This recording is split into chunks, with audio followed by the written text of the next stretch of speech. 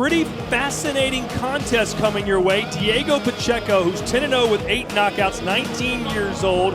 He's very tall for this division. 6 foot 4 inches at a super middleweight, 79-inch wingspan. That's 6.5 feet. But he's taken on a guy who's about the same size, 6 foot 3, and he has a lot more experience. Let's see how Diego Pacheco handles his toughest test to date. Diego Pacheco in the black trunks, Rodolfo Gomez Jr. in the gold. One thing I've noticed about Pacheco, Sergio, early in his career, he has real power at the end of his punches. A lot of guys, you throw that short punch, that's where you get some pop. Pacheco is so long, but when he gets you at the end of that punch, there's something behind it.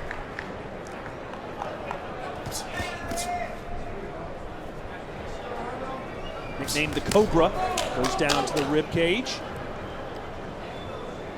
It's not only a step-up opponent for Pacheco, but step-up number of rounds as well. Never gone 8 rounds. And if this one goes the distance, he'll get some good experience.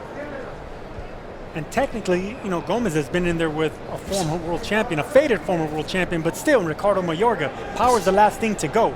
And if that's the case, you know, he's already been there with a former champion with power. Pacheco, an 8-time national champion as a junior, was ranked first in the United States and Mexico, both countries claiming it. Right there, Cobrita, try to counter. Oh, there's a nice right cross from Pacheco. Gomez tried to counter a slow jab of Pacheco. Pacheco pulled back, so it goes to show you that he's not on offense. He's leery about the defense as well, pulling back. So a competitive first round between Pacheco and Gomez Jr.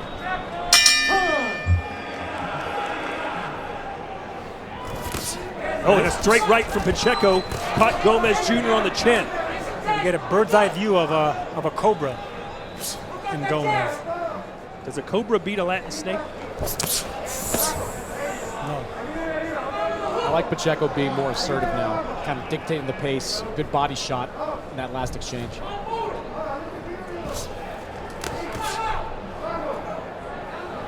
Pacheco's looking for a counter right hand right now.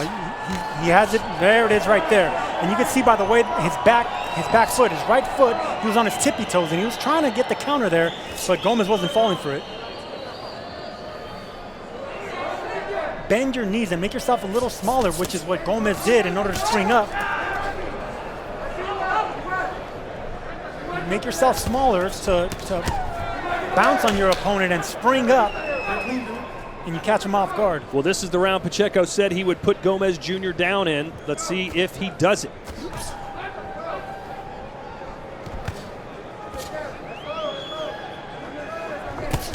Oh, boy, both fighters got caught. Diego perhaps took the worst of it. This is a good fight. It's a good exchange. Pacheco may be ahead, but I like the punches that Gomez is throwing.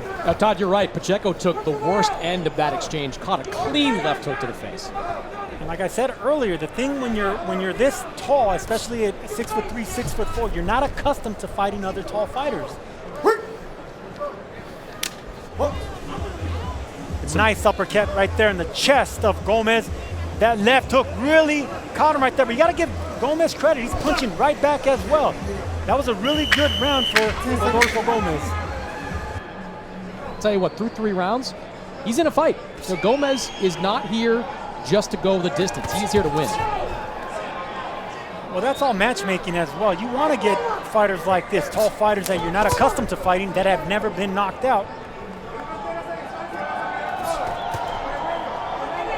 And I got to give Rodolfo Gomez some credit because he's been inactive over a year, but you know, right now his timing is pretty good considering he's fighting a guy that's a little bit taller.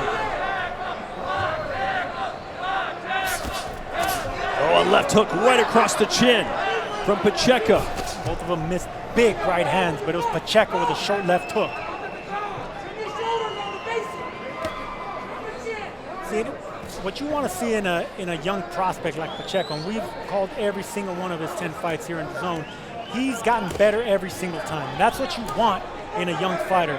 You want him to start learning new things and take new challenges. Ooh. Step in right hand for Pacheco. That might have been his best punch of the night. Yeah, Pacheco brought his right foot over. He saw that the right hand wasn't landing, so he actually turned southpaw halfway right there with that right hand.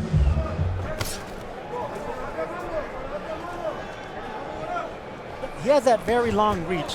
Why don't you use it, but use it smartly. Use it behind feints. And he was doing that earlier, but there's that right hand. Came short, but notice how he brings his right foot over, kind of like a southpaw. That's the reason he's safe in that little pocket when he misses. Very athletic move for such a tall fighter. Hard to keep in mind that he's only 19 years old. He's fighting a man, a 31-year-old. So what does Gomez need to change here if he wants to start winning some of these rounds? I think he's doing what he needs to do. He can't compete with the punches of Diego. He's trying to time him with a nice overhand right or a counter. See how he's jiggling that right hand, Gomez is. He wants to catch a slow jab, just like that. You can see Gomez Jr. backing up. Both of them looking to counter, both of them landing counter punches. And there's a right. Gomez Jr. gets roped. Now he spins out of trouble and tries to pin Diego back. Veteran move by Gomez, getting out, using his hands to pivot him around.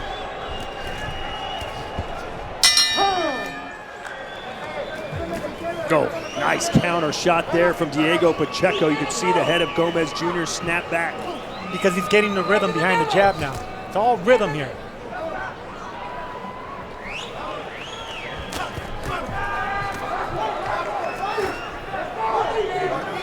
Who do you think the inside fighting favors?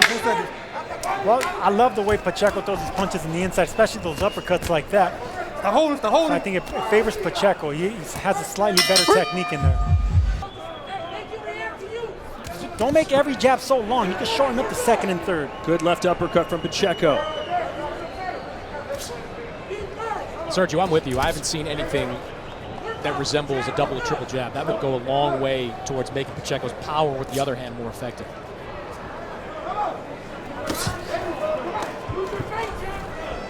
Pacheco loves throwing that uppercut anytime Gomez Jr. comes inside.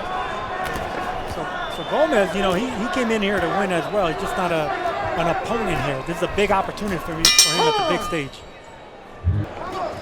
Pacheco straight right hand. He's still thinking about getting that knockout, Sergio. Yes, he is, and so is Gomez. He just missed a right uppercut that went right by Diego Pacheco. Gomez is a tough veteran. He knows that he's in there with a young, sharp, young stud, but Gomez knows what he is, and he's still looking for that nice uppercut, just like that.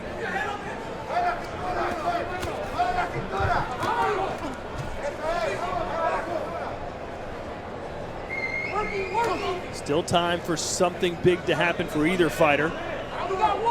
See right there, Pacheco landed a nice clean jab, and then he stopped. He let 4 or 5 seconds go, and he lunged in with a right hand. Pacheco's landing nice jabs. Why not continue? Let your opponent get frustrated. Then the punches will land. Then the combinations will flow naturally. Now they're not fighting at distance, getting inside, both trying to land power punches as we approach 30 seconds left in the final round. Pacheco has never gone the full 8 rounds before.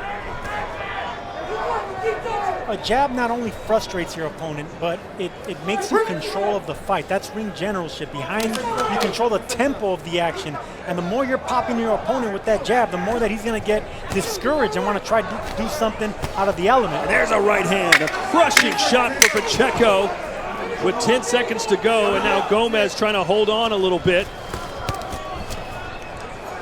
Gomez is hurt with that right hand. And that will do it. Both men wanted the KO, neither got it, but a good performance from Diego Pacheco. And a good lesson for Diego Pacheco, not to overestimate anybody and don't predict knockouts anymore. Ladies and gentlemen, after 8 rounds of action inside the ring, we go to the scorecards. All 3 judges score it 79-73. Your winner by unanimous decision, and still undefeated, Diego Pacheco.